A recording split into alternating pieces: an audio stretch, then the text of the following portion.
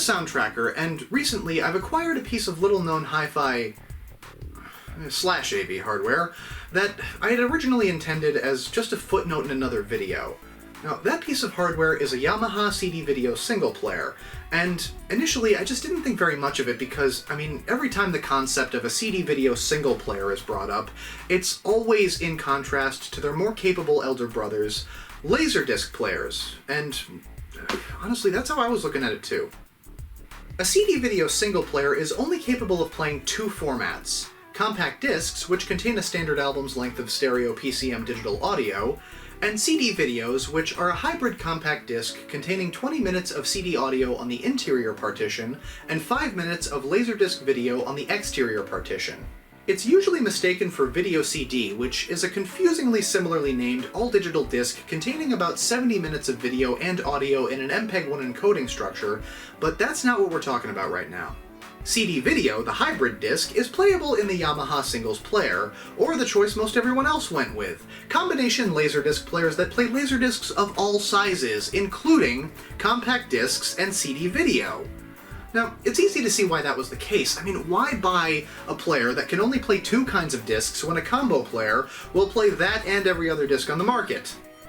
Now, I've covered the CD video format as a whole in a previous video, and using the CD video single player got me thinking about how undervalued it was, because while it is less capable than a Laserdisc player, it's a pretty impressive and very capable machine in its own right. So that's what I want to talk about today: a full overview of a CD video single player. I've always had a soft spot for black hi-fi components with vacuum fluorescent displays like this one. I mean, I just think they look cool in a future of the past sort of sense. The design of this disc player is on the surface quite similar to other players of the time, but on closer inspection, it combines the CD audio and CD video functions in a very concise way and shows both the functionality of the unit and the ease of operation with its front panel. It's not too messy and very pleasing to my eye. The function buttons for disk access and control of the machine are all grouped together along with these numerological buttons, and that is really the key to keeping its usability while maintaining a slim profile. They can be used in regular operation as the functions are marked, but with a press of the 10 key button here, you now have access to the number pad and can use that in a variety of ways, but I'll get into that in a bit. On the back of the player, the versatility continues. We have an antenna pass-through for over-the-air broadcasts of the time, as well as the Channel 3 or Channel 4 VHF output used for connecting the player to a television via Type F coaxial jacks. Next to that, there's also composite video, stereo audio, and a mono RCA output for TVs of the time that had only one speaker, which is an interesting choice to have here. I hardly ever see that combination of a mono and a stereo output on anything else, but I do think it shows the thoughtfulness that went into the design. Yamaha did not need to include that, but they did, and I'm impressed with that choice because usually the ideology with tech these days is to make something as cheaply and easily accessible as possible. Now, this device, however, requires that you learn a thing or two about it and the formats that it plays, which is why I'm glad it also came with the manual. I love the amount of effort shown in older user manuals because you get to read about the format itself and what it's trying to bring to your home AV system, as well as a concise but detailed breakdown of the operations of the player. The remote control is also a nice inclusion. It doesn't carry any functions that the main unit itself can't take care of, but the remotes are always a really nice perk, and I like having specific remotes for certain devices, especially something from 1988. Being able to control any playback device from a distance is always a more than welcome enhancement in my hi-fi or my AV setup. Since the device can be used as either a CD audio player or a CD video player, I'm going to separate out the two functions it offers and go over them one at a time. It does some interesting video stuff when playing CDs though, so I'm going to run the player's composite video and stereo audio outputs into my capture card and show you firsthand what's affected on screen. To demonstrate regular CD playback, I'm going to use two of my favorites: Talking Heads Live's Stop Making Sense Special Edition for its album length and some of the sounds on it, as well as Rush's 2112 because it does something pretty cool when paired with a CD player of this level of quality. For starters, this is of course a CD player and does CD player things. You can access individual tracks by hitting the skip forward or reverse buttons here, and on this player, fast forward or fast reverse through a playing track by pressing the buttons next to that. You can also search for an individual track by pressing the 10 key button, which changes the function buttons to a numerological 1 through 10 number pad. Type the number and hit play to find the track. Pause and stop are integrated into the same button. Hit once to pause and twice to stop the playback of a disc. Using the number pad, you can also program a playlist of songs that you want to listen to, so let me get some tracks into the player's memory. Start the player running, and you can make your way through the list of songs that you've programmed, which comes in handy for things like copying a disc to a cassette. Stopping the disc when you have tracks programmed will keep them in memory, which is a really nice touch. From here, you can program more tracks,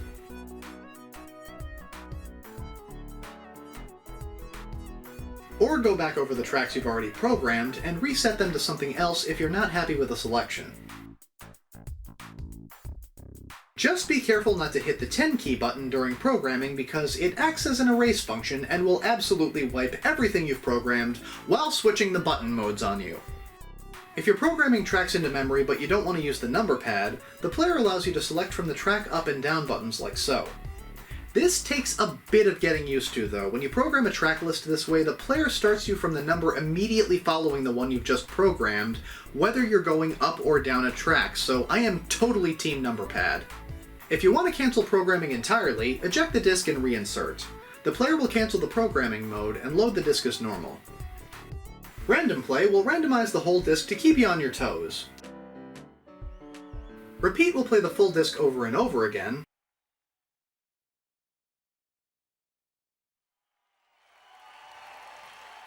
Or with another press, repeat just a single track.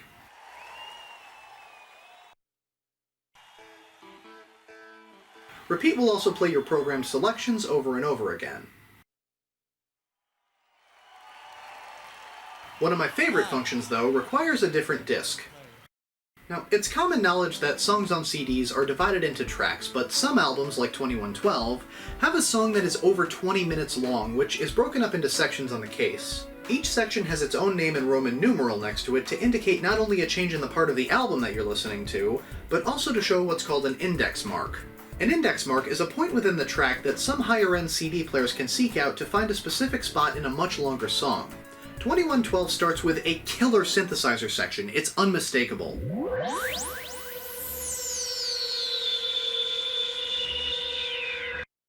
But let's say I want to start from part 4 presentation. When the disc player is in stop mode, the fast forward and reverse buttons now operate as an index selector. Simply index my way over to part 4 and start the track from here.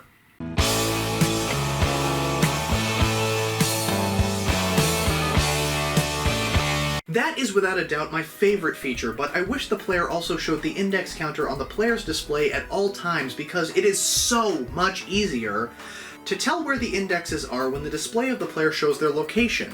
To be fair, the Yamaha does have an index counter, but it only shows on the top left corner of the TV output and it's kind of vague. I missed that little detail my first few times using this player with a TV, and I found it completely by accident because I was messing around with a CD that happens to support indexing. I also just don't think most people would be inclined to leave their TVs on if they were listening to an audio CD, which makes indexing an easily missable feature on this player. If the TV is off, the player's display doesn't show the indexes changing, and when it's playing a disc, the player changes button functionality from index search to fast forward or reverse, so it's not really obvious that the player can make use of indexes. It's really a minor gripe though, because either way, the limitations of the player's display panel are heavily compensated for with the TV screen output, which really opens up the functionality and again shows a lot of effort on Yamaha's part to include those visuals on the TV screen if they aren't available on the player's display. Anyway, rounding off CD functions, the last bit we have to look at here is the display button, which cycles between the elapsed time of a track, which is currently showing, remaining time of the album, and total time of the album as it's playing. Something else I appreciate about using the TV as a more elaborate display for audio CDs, the counter on the TV screen shows the time counting even though the display of the player remains as the total time of the album. Programmed tracks also operate a bit differently for the display button. The elapsed time of the track remains the same, but the remaining time of the album and the total time of the album both change to fit the parameters of tracks that have been programmed. Again, really useful if you're recording to tapes. I can't say it enough, one of the nicer things about this being a CD video player is that a lot of the display work for regular CDs is also handled by the television output. despite my nitpicking indexing before, it's a really nice touch to be able to see that kind of display being sent to the TV, because Yamaha could just as easily have said, "Our customers will use the display of the player to play CDs." But again, effort! All of that is superb for CD audio. I mean, this is a very, very impressive CD player as far as the playback functions go. But how good does it really sound? So for this one, I wanted to do a little bit of a different test because the most common criticism that I hear of digital audio, whether it's CDs or FLAC files, is that the player doesn't matter because it's all bits and it all sounds the same on everything. And that is simply not true. Now, I do agree that a lot of CD players sound similar, but all of the CD players that I've ever heard, and I suspect that a lot of other people might have heard, have all been in the same kind of low to mid range of quality, so they sound similar based on their price point. Now, a lot of work goes into the proper reproduction of a digital sound signal, and the processing that happens to that sound signal being read from the disc, sent to the digital to analog converter, and through the rest of the amplification circuitry in the player achieves very different results depending on the quality of components in the machine. With audio equipment, final quality comes not only from the player's interface and its features, but from the parts that make it up as well. I mean, we've got capacitors, we've got resistors, the circuit design, the chip design, the way it decodes the discs, and the read mechanism itself. All of these things can weigh into your final sound experience, and higher-end devices can often mean higher-end results. Now, unfortunately, it's also true that since most players are built to an affordable price point, the sound quality may reflect that price point because the money paid is divided between all of the components that I've just mentioned. Now, in the end, this means that most items on the market, and thus most items people are familiar with, may actually fall into a fairly standard range of quality, which perpetuates this player doesn't matter belief. Now, digital becomes analog inside of a CD player, and this is the first time that I have ever owned a CD player that has better circuitry for the DAC and for the rest of the analog outputs, and it is immediately apparent how much better the sound is from this player. I mean, as a for instance, here is a Denon CD player. There's something here as strong as life. And here is the Yamaha. There's something here as strong as life. Here's my Seiko Instruments portable CD player. Less we say about it, the better. Make it up. And here is the Yamaha. Less we say about it, the better. Make it up. Here is a Sony CD player.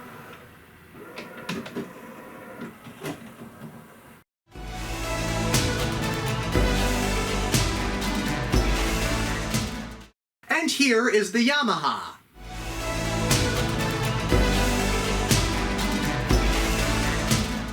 Here is a Pioneer Laserdisc player. If you have it long enough, you will do it. And here is the Yamaha. If you have it long enough, you will do it. Here is a Toshiba HD DVD player.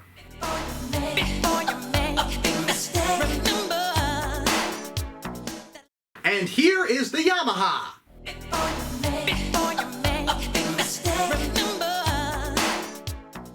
Everything that you just heard was piped into my computer directly to record the audio from the players themselves. And I cannot believe that anyone anywhere might have heard that Yamaha and didn't immediately shout it from the rooftops. This is the new standard, because apparently when Yamaha say natural sound, they mean natural sound.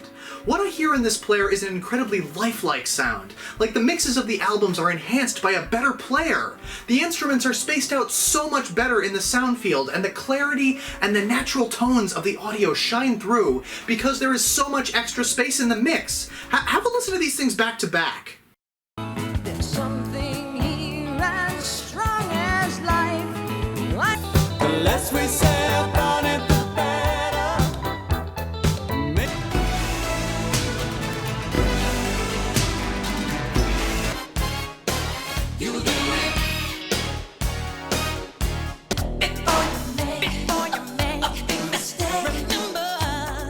On top of the mix sounding as though it has more space, the instruments have a quality to them that I didn't know could be reproduced by a CD player. Neil Peart's ride cymbal sounds like a soaring bell. Phil Collins's voice doesn't sound like it was flattened into the instruments. The whole soundscape is so open and inviting. I am so pissed that I have like 12 things that can play CDs, but only one of them that I got recently made me stop and say, holy crap, is this the same CD? So yes, as it turns out, the player absolutely matters, and what's inside of the player will ultimately affect how it reproduces the audio, at least in the analog domain. I can't actually try out digital outputs because the CD video player doesn't have that capability on board. But in any case, I mean, lots of equipment out there can play CDs, but only some things excel at playing CDs. And some great components were chosen for the audio in this Yamaha player, but that's only half of the functionality covered, so let's take a look at the video side of things now. I mentioned before that CD videos are hybrid discs that start with at most 20 minutes of audio and end with at most 5 minutes of video, and nowhere is that more clearly shown than on the main screen, which gives the total time layouts for both the audio tracks and the video tracks separately. Side note, it's a really nice touch that depending on the disc, the screen's background color changes. CD audio is this gray background, and CD videos are this teal background. Neat. Everything I showed earlier for CD operation showing up on screen is pretty awesome, but that is not the sole purpose of the video output. The functions for video disc playback are mostly similar to regular CD playback with the exception of the audio-video selector, time, sound, and what I can only call ANT. For CD videos, this player actually has two different methods of starting playback. Using the first method, you can go through the tracks of the audio portion of the disc,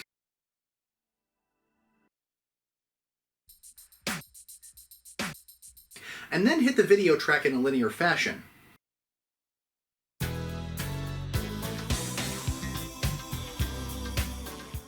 For the second method, if you press the AV selector switch, the player starts running its playback functions in reverse, loading the video segment first and then playing the audio portion second, the same way that most of the combination Laserdisc players do. The time button is responsible for showing the track information and the playback time of a video track on screen in the form of a watermark, and the sound button will cycle through several audio modes: stereo, left channel, right channel, and then back to stereo again within the video or the audio section of a disc. The final button, ANT, serves as a pass-through switch. A long time before HDMI, the standard for connecting televisions to anything was Type F coaxial, and a lot of devices used it. That particular standard sends video and audio via radio frequency, and this cable carries that signal from the device to the viewing apparatus of your choice. The convenient thing about coaxial is that you can daisy chain it, so you don't have to do a whole lot of fiddling around with switch boxes. There's always one more set of inputs and outputs available on a device that supports the standard, and the pass-through is controllable by the devices that you plug the coax line into. Where that applies to the CD video player is that this antenna button is what controls that pass-through. One minute you could be enjoying a music video from the player, and the next minute you could be watching cable TV, over-the-air broadcasts, or a movie from another device. So it's incredibly functional as a video disc player as well, and the quality ain't bad either. Here's a sample of some captured video from this player versus a Laserdisc player playing the same discs.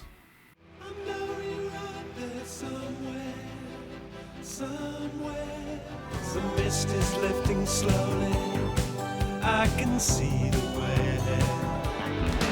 Big money to the cruise, big money, the money.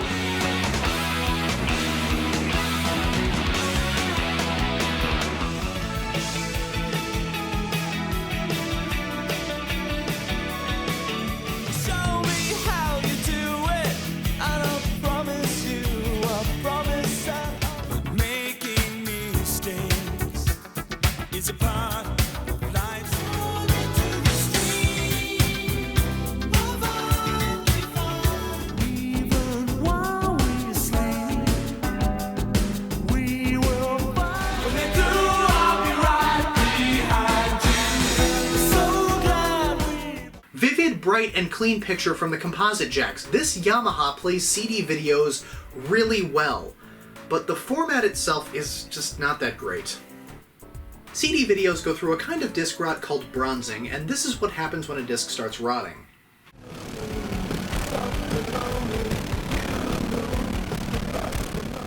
That has unfortunately happened to 6 out of the 10 CD video 5-inch discs that I own.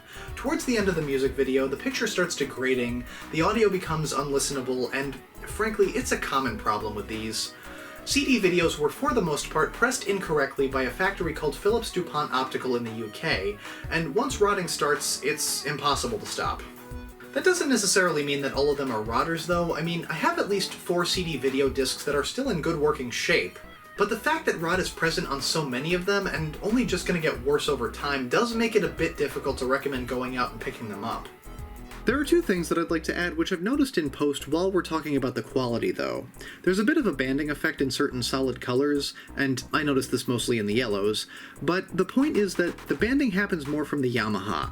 For CD video specifically, the Yamaha also introduces that static noise that you heard a little bit earlier in some of the tracks, and I think both of those things are down to the Pioneer player having better error correction.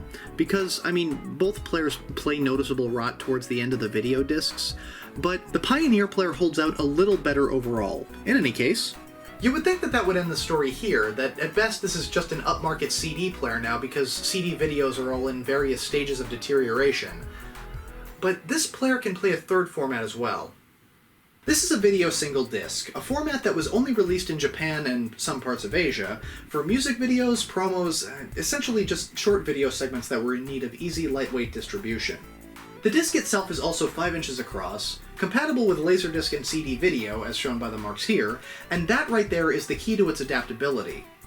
I mentioned before that CD video separates out the audio and the video layers like so. The interior section is 20 minutes of audio, and the outer section is 5 minutes of video. It's broken up that way so the interior section of the disc will be readable by a standard CD player like this one here. The point of that is, even if a regular CD player can't play the video, you can still play the audio singles of a CD video back with no issue. Video single disc has a similar data partition setup, but the interior has no music, it's just 5 minutes of video. Putting a video single disc into a regular CD player will show a small bit of what I think is just the formatting information and a stop code. The disc still needs to communicate to any other player that it's placed in that the encoding structure is the same as CD video, but since there's no audio present, the manufacturers have written a small blank track with a quick end in the audio space. For CD video single players, the quick end to the audio section acts as a way to get to the video section faster, because the structure of CD video as a format is audio first, video second. Since video single disc follows the protocols of the CD video format, all of that essentially amounts to, "Oh, there's nothing here for sound? Alright, on to the video then." It's a simple solution to reuse and remarket an established standard as new tech.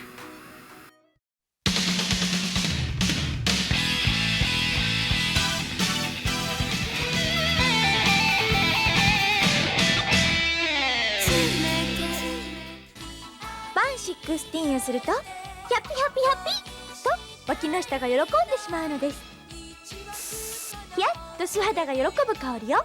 バン16。ボディフレッシュもよろしく。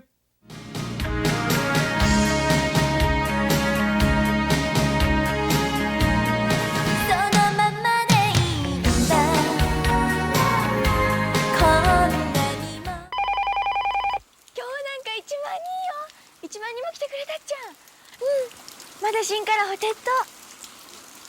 私生活のテレフォンコードレス留守番電話ヒカルツ S5 JVC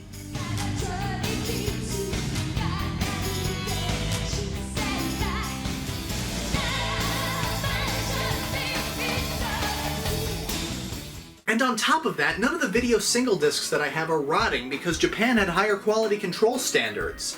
The manufacturers also use the NTSC standard for these discs, and since that's what was the analog video standard both in Japan and in North America, I don't need to do any signal conversion for these video single discs to work. So, all in all, that opens up the functionality of the player quite a lot in this day and age, because while CD videos might be a flip of the coin quality-wise, video single discs and compact discs are more than playable in this machine. And nowadays, with the advent of the internet and the ease of importing things, I have a small collection of discs that work on this thing, and it is awesome to be able to use this as a sort of mini Laserdisc player. This looks and feels ridiculous, but this fits surprisingly well together, and I get a huge kick out of firing up this little powerhouse and playing all kinds of video singles on it, which I wasn't expecting to be the case. Cool. I really thought that I was going to be disappointed with this because it's not as good as a Laserdisc player, but it doesn't need to be, and I think that's where the lapse in logic is. It's not a lesser Laserdisc player, it's an astoundingly good CD player with the added benefit of playing CD video and video single discs, and that's why it's become one of my favorite pieces of AV tech. I mean, I don't know if I just happened to get a really high-end piece of equipment, but if not, I'm really surprised that no other manufacturer looked at this and decided that it wasn't at the very least a measuring stick for sound quality. Nothing else I own sounds like this. Video quality is superb as well, and I'm more than considering trying to find a Laserdisc player from the same era of Yamaha because this thing performed that well. Now, I love this player, and Yamaha have made a huge impression on me for the level of quality in their hardware. So anyway, thanks for watching, and if you like this video, you know what to do.